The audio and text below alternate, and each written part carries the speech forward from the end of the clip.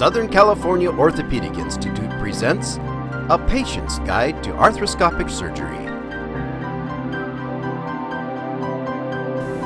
Hi, I'm Joe Burns, orthopedic surgeon at the Southern California Orthopedic Institute. I'd like to take a few minutes to introduce myself and introduce this video. I'm a board-certified, fellowship-trained orthopedic surgeon who specializes in comprehensive shoulder surgery, joint arthroscopy, and sports medicine. At the Southern California Orthopedic Institute, or SCOI, we have several doctors, all specializing in different areas of musculoskeletal disease treatment and management. Over the past 20 to 30 years, we at SCOI have treated thousands of patients. What you may not know is that we've also trained over 100 orthopedic sports medicine specialists, doctors themselves that spend a year with us to learn and share our knowledge. Research and education has always been important to us here at SCOI. What we've learned from our patients in the past will hopefully transfer into better care for you and our patients in the future. We're going to take some time on this video to help explain what we've learned and hopefully help the whole process of going through surgery with the expectations and the post-operative recovery and the physical therapy and everything involved to hopefully make that a little bit clearer for you. On the day of surgery, you'll be asked to show up usually around an hour prior to the time of your surgery itself. We do our best to keep our surgeries on time, but you can't always predict exactly when one surgery will end and when another will begin. As a result, please bring a book and a little bit of patience, and we'll get you going as soon as possible. The first thing you'll do, after parking on the day of surgery, we'll ask you to come into the preoperative waiting area. There you'll check in and meet our receptionist. After check-in, we'll bring you back to the preoperative holding area where you'll get changed and you'll meet your pre-op nurse. Once you're changed and ready to go, you'll meet your anesthesiologist who will review the plan for anesthesia and go over any other medical issues that may pertain to your surgery. We will then mark the surgical site with the surgeon's initials as well as the word yes, because you can't ever make a mistake with the side of surgery. Once we're ready to perform the surgery, you'll be walked back to the operating suite. So let's go take a quick look at one of our operating rooms. Inside the operating room here, there'll be 5 people. The surgeon, the surgeon's assistant, an anesthesiologist, a circulating nurse, and a scrub technician. All of the materials that we need to complete the procedure are found here in the room. The room's going to be a little bit chilly. That helps keep the bacteria count down and the infection rate down. We will give you blankets to keep you comfortable. When the surgery is completed, we'll move you from the operating table onto a gurney and then into the recovery area. The recovery area is actually going to be the same area as the pre-op area. There, we'll get you perked up and comfortable. We'll make sure your pain's controlled. And eventually, we'll get you changed and into a wheelchair where afterwards you can go home. Now, you will need a ride home from the surgery. You can't take a cab, you can't drive yourself. You have to be 18 years or older to bring you home. Afterwards, expect a follow-up call from either my office and or the surgery center itself to check on you the day after surgery. Any problems, please give us a call and let us know. You'll be given verbal as well as written instructions that will outline the do's and don'ts and things to watch out for after surgery. We encourage you to bring any durable medical items such as slings or braces or crutches that may have been given out prior to surgery. If you need crutch training, please let us know prior to surgery so we can arrange that for you either in the office or prior to your surgical time at the surgery center. We also encourage you to fill your pain medication and any other prescriptions that you might have been given prior to the surgery so you have them ready to go at the time of discharge from the surgery center. The field of orthopedics extends well beyond surgery itself. Both our Valencia and Van Nuys offices are fully equipped with the latest MRI machines to help us diagnose the problems accurately.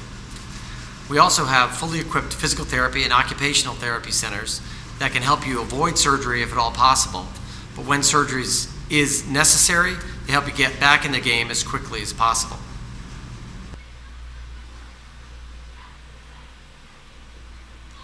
The first question that most people want to know when it comes time to plan an operation is, where is it going to be done? We do surgery at 4 places: the Valencia Surgery Center, Henry Mayo Hospital, COSI, which is a Center for Orthopedic Surgery incorporated in Van Nuys, and Valley Presbyterian Hospital. We've selected these facilities because they provide specialized care that meet our practice. So now we're going to take a little bit of time to go over some of the most frequently asked questions that revolve around surgery. The most frequently asked question that we get is, do I need to do anything up to and the day before surgery in preparation? The most important thing, no eating or drinking anything after midnight the day before the surgery, regardless of the time of the surgery. Special medications that you may need to take daily will be addressed individually. If you have any changes in your overall health, including flu symptoms or other illnesses, please let us know prior to surgery. If you are or could possibly be pregnant, we certainly need to know that as well. Next, when should I arrive at the hospital or surgery center? In general, if you're going to have an outpatient surgery, we like you there at least an hour prior to surgery. If you're unsure of the time of your surgery, please give us a call and we'll let you know. Hospital procedures or inpatient procedures oftentimes have their own specifications and will require you to show up prior to an hour before surgery. Again, if you're not sure, please call the hospital and they'll go over it with you. What to wear on the day of surgery? Don't wear any makeup, but you may shower or bathe prior to coming to the surgery. Loose fitting clothes that are comfortable are usually best. Baggy shorts, sweatpants, button-down cotton shirts, all are good choices. All cotton underwear is best, but no jewelry. Painted nails or toenails are okay. How long will surgery take? Well, it's quite variable. Different procedures certainly take different amounts of time. You can't always tell what you're going to find once you get into the procedure. That can extend or shorten the time accordingly. Most surgeries last between 45 minutes to 2.5 hours. We'll do our best to get you in and out of the surgery as quickly as possible, but not before we've done everything that needs to be done. What kind of anesthesia will you receive? In general, our procedures are general anesthetic. That means you go to sleep. Now, different people have different medical conditions that may alter that plan, and of course that will be dealt with accordingly.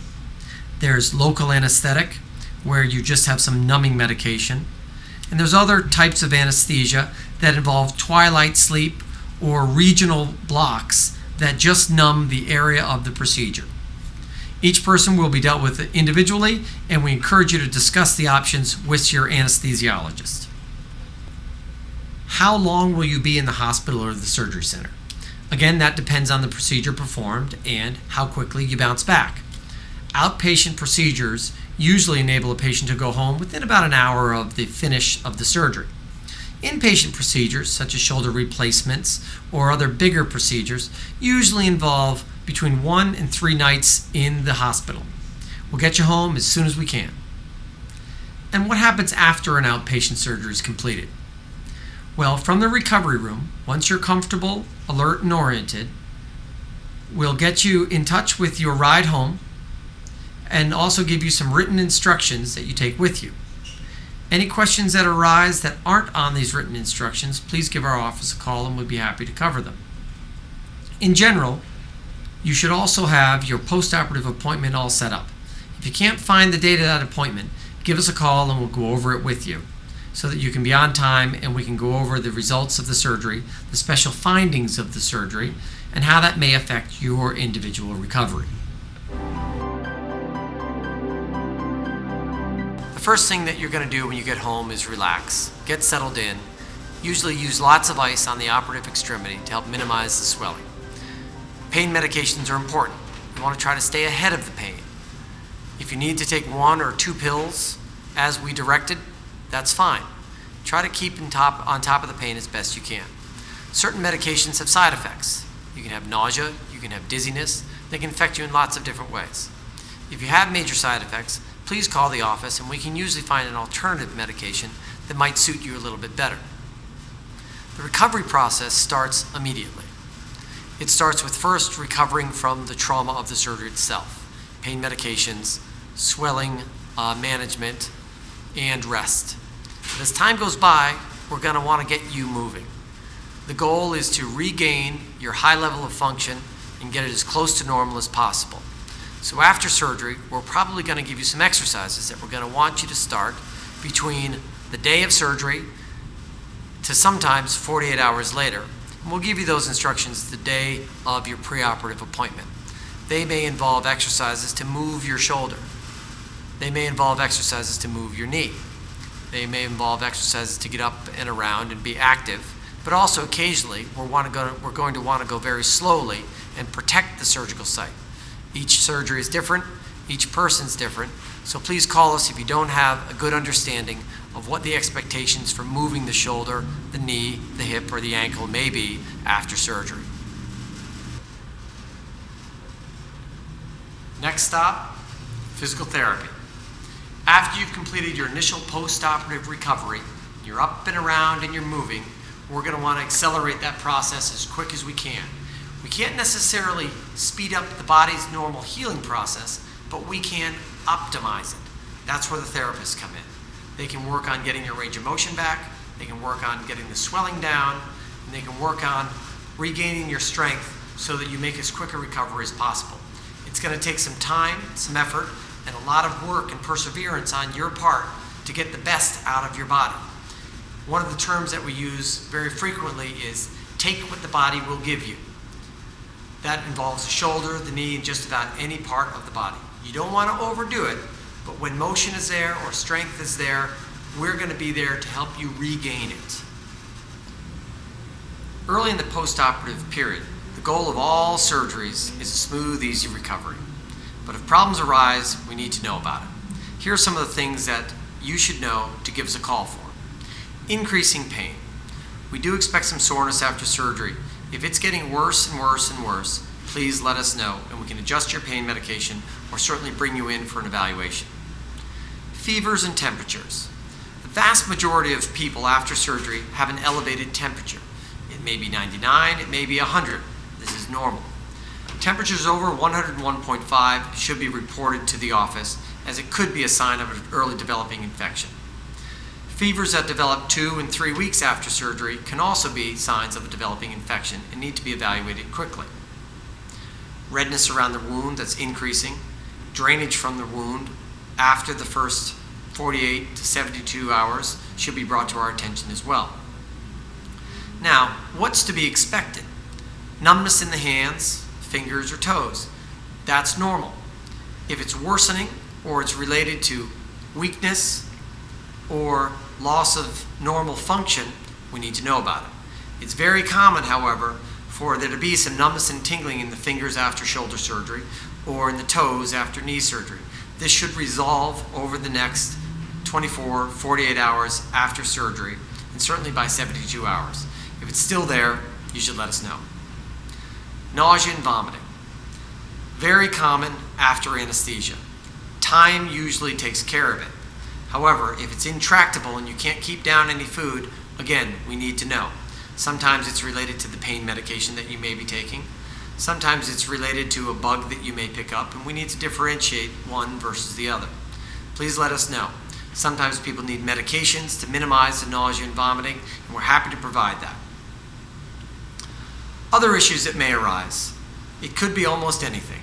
If you're concerned, please let us know. It may not be something that we are the best people to treat, and if so, we'll help you get to see the correct specialist that may take care of any issue that you're having after surgery. Two of the most common questions that our patients ask are, when can I drive? And when can I go back to work? We'll cover that now. Driving.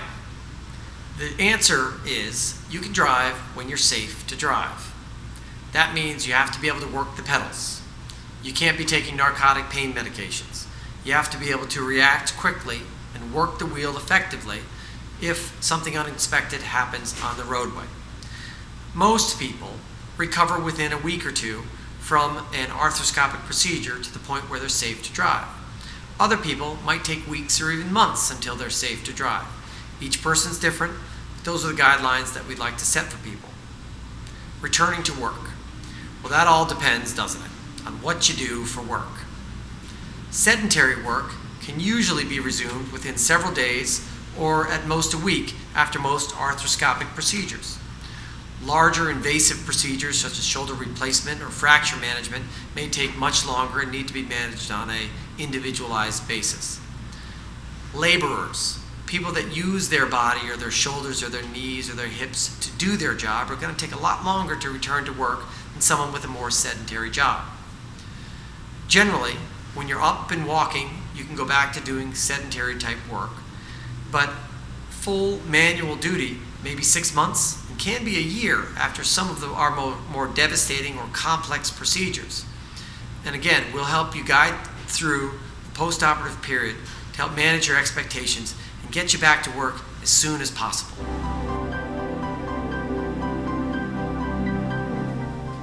The shoulder sling. It can be a patient's best friend and worst enemy. Slings, braces, crutches, cold therapy units, motion machines, these are all equipment that play a vital role in your recovery. How long do you need to wear it? Well, it depends on the problem. Some patients need to protect the joint and the extremity against any motion whatsoever. For other people, however, we'll encourage you to get out of your sling, get to moving, get to walking as quickly as possible. Any questions that you have, please refer to us. If crutches, braces, or a sling is recommended, it's there for your protection. The majority of problems that arise after surgery, where a surgery may be undone or ruined, arise when the unexpected happens. I didn't expect that the dog would jump in front of me. I didn't expect when I went to the freezer at midnight and I opened the door that the ice cream would fall. I didn't have my sling on and I quick reached for it and I heard a rip. These are the main reasons why we like people to be protected after surgery so that they can avoid the unexpected. If you have any questions about how long you need to wear your sling, whether or not you can get out of it, whether or not we recommend that you put a little bit of weight on your leg or all your weight on your leg, please call us. But hopefully these questions should be answered to your satisfaction prior to surgery, with the understanding that based on how you do after surgery, we will adjust them and get you back to moving without any assistive devices whatsoever as soon as possible. So while surgery is often necessary to help the body heal, it's usually not sufficient. In fact, there are several factors that are involved in getting a maximum benefit out of a surgical procedure. Most people are different. There's a huge range of possibilities that can take place after surgery, most of which have nothing to do with the surgeon and everything to do with the patient. While we certainly need to do our part, you need to do your part as well. And in doing so, that can help us get consistently above average, better results than other people would get. So what are some of the things that you can do above and beyond what I do and even what you do in the physical therapy? 1, find time to laugh. It sounds kind of funny, but it's true. A laugh here and there improves your endorphins, improves your body's immune system, and can really help you along the way. It can also get your mind off of what can seem like an otherwise agonizingly long recovery process. 2, early on, get plenty of rest. The body needs it, it needs to heal. Once you start recovering from the surgery, however, it's almost the reverse. We want to start a little gentle, easy exercise because the body responds to that as well. But you certainly don't want to overdo it. Eat well. Surgery isn't an excuse to let your body go to pot. You've got to give your body what it needs to heal. Proteins involve the amino acids that the body needs to repair damaged tissue. It's very important to maintain a healthy diet. Similarly, you want to stay hydrated. Don't let yourself get dehydrated. After surgery, the body sucks up a lot of extra water into the soft tissues. You'll feel swollen. That water is necessary to help the body heal, but you also need to replenish it by staying hydrated. Plan ahead. Surgery is a big hit to your life and your body. Keep the freezer stocked. Plan ahead for meals. Get your family and friends around you to help you. You may want to think ahead and pay bills in advance. These are all things that represent life going on with or without you, and you got to keep up. So what about life going on? Well, I want you to keep up. You're going to fall behind a little bit, but try to keep it to a minimum. Get out. Get back to work as soon as you can. Keep in touch with your family and friends. Go out to dinner. Get some fresh air. These are all important things that, again, can take your mind off of the surgery itself so you don't run over it and perseverate on it over and over again. It's a big part of your life, but it's not the only thing in your life. So these are some of the things that I think are very important to people as they recover from surgery. There's lots of different ways to go about it, but you need to minimize stress and maximize the reality of the life that's still going on and take advantage of what you can. This is a bump in the road, but we'll get you through it. Research and education. It's always been a big part of our orthopedic program here at SCOE. For years and years, we've been leaders in the field of clinical research. Well, what does research mean? Well, it doesn't mean that we experiment on our patients. What research is a drive to do better. We evaluate our patients. We want to know our outcomes. We want to know how everyone is doing so that we can improve. Publishable research is when we write a paper that we can share with the rest of the world that describes what we've learned from you, our patients. As part of our research program, you may be asked to help us out. That will involve some questions. They may involve questions on how your shoulder or your knee is doing, preoperatively, postoperatively, occasionally MRI scans or follow-up x-rays, or sometimes telephone calls. There are different ways to evaluate our patients so that we can average everyone together and figure out who's doing well and why. We appreciate any support that you may have to offer us. We may from time to time call you out of the blue with random questions about your extremity. We appreciate your help. We also have a research foundation called SCORE. It's the Southern California Orthopedic Research and Education Foundation. It's a nonprofit facility that requires donation dollars to function. That's the lifeblood of our ability to do research. Any donations that you may be willing to or looking forward to give, we would certainly appreciate, and we'll give you our contact information as part of this video. I'd like to introduce you now to the classroom. It stands for the Center for Learning Arthroscopic Skills. It's a unique facility that we have here at SCOE, unique probably to the entire world. It's a facility that we've set up to help train doctors, students, technicians, and also help to work on our own skills outside of the operating theater. There's a lot of new techniques that are always coming on the horizon, and we don't like to feel as if we're practicing on our patients or on cadavers when we can have models themselves that can help us learn our skills, polish our technique, and make it perfect. One of the things that we've developed in conjunction with a company in Spain is this simulator. It is a state-of-the-art simulator that uses computer programs to simulate the inside structures of the shoulder, the knee, and the hip. These devices right here simulate the actual devices that we would use in the operating room. This is a shoulder model here, and these holes represent the portals that we might use in the operating room. One of these devices would be similar to the camera, and one would be similar to another instrument that we might use at the time of surgery. Then the simulator screen itself will show us what's going on inside the computer shoulder, where we can use our tools to help manage certain pathology that we simulate within the shoulder. This is an excellent way of working on eye-hand coordination, of learning the steps that are involved in surgery, as well as polishing our own technique and helping other people learn and see how we do things here at SCOE. The next aspect of the classroom that I'd like to show you involves our actual models. It's not so much of a technological simulator, but a real model. We have models here for the shoulder, for the knee, and for the hip. I'm going to show you a little bit about how we use these models in order to practice and perfect our surgical techniques. Now, I'll start with a little bit about arthroscopy itself. Arthroscopy begins with this here, which is an arthroscope. It's a 3-chip high-definition camera attached to a scope. The scope itself can then be placed inside the body through the tiniest of poke holes and illuminate different joints within the body. In our practice, we use scopes on shoulders, knees, and hips. Now, this model right here is a shoulder model. The head would be over here, the shoulder is to the side. These represent cannulas that we place to hold our place within the shoulder joint such that we can place the cannula or the camera down one of the cannulas or any of the other cannulas.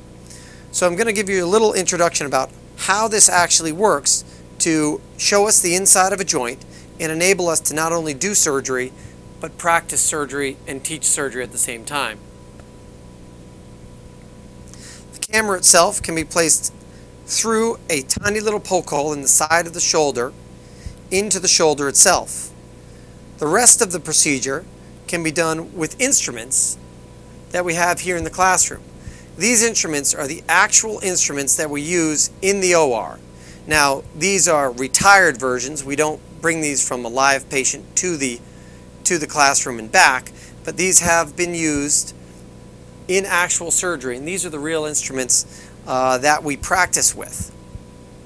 Now, the instrument itself is then placed through the cannula and into the shoulder itself. Now, we don't watch it from outside the shoulder, we watch it from this screen that you see here inside the shoulder. This is a replica of what is actually a rotator cuff, which is the tendon and muscle unit that so many of us damage from time to time, but it's essential for helping us have a pain-free use of our shoulder. When this cuff, which is a sheet of tendon right here, gets pulled away from the bone below it, what we do when we repair it is we stitch it back to the bone with these instruments. So when we would need to penetrate the cuff to sew it back down to the bone, we can practice by using this instrument here to help penetrate and sew the tissue back down to the bone. Now, the steps that we do here in the classroom are identical to the steps that we use in the operating room. It's better to practice on a model than it is in the operating room. Get the steps perfect, get the technique perfect, get the idea perfect, and then anything else that happens to come up at the time of surgery, we manage. The benefits of these models are several-fold. One is you can learn new techniques. Second is that we can practice the techniques that we already know. And third is you can teach the techniques. We educate 5 fellows a year who are fully trained orthopedic surgeons. The classroom is a staple of their education. We need to know that they can do all of the steps of the surgery as well as we can do it before we give them their graduation certificates and send them out into the world as SCOE trained specialists. The way they practice is not on our patients, but it's here in the classroom on these models. They need to get the technique perfect. Other people that come to learn are our technicians in the operating room. They're not involved directly in the repair of say a torn rotator cuff, but they're directly involved in the surgery, and we need them to understand the technique in order to help us help our patients. So our technicians come down here, we come down here, our students come down here, and we also have quite a few visitors that have come from all over the world to spend time and learn with us and share with us. And they all enjoy visiting the classroom where we can discuss technique and practice technique together on a model versus a living patient. So here in the classroom, I generally function as a teacher nowadays. But years ago, I started my learning as an orthopedic specialist here as well. So I can tell you without hesitation that this type of situation where we can practice, we can talk, and we can share is invaluable in the development of a shoulder, knee, or hip arthroscopy surgeon. This is a foundation that's a 501c3 tax-deductible foundation that does require support to continue to thrive. If supporting something like this is interesting to you, please give us a call or contact us through our website. So through continuing medical education, practice, a little bit of ingenuity, and a lot of hard work, we promise to keep giving you the best care that's available anywhere in the world here at SCOE. So thank you. We're partners in this and we'll get through it all together. But I can't state enough how much we appreciate all of our patients' help over the years to help us learn from them so that we can continue to provide the world's best care to all of our patients now and in the future. So I sincerely hope that you found this video helpful. We'll always do our best to get you as healthy as possible, as quickly as possible, in the kindest, most pleasant way that we know how. Please don't hesitate to call us in the future if you, a friend, or a family member should ever be in need of our services. We're here for you, and we'll take as good care of you as is humanly possible. That's our promise.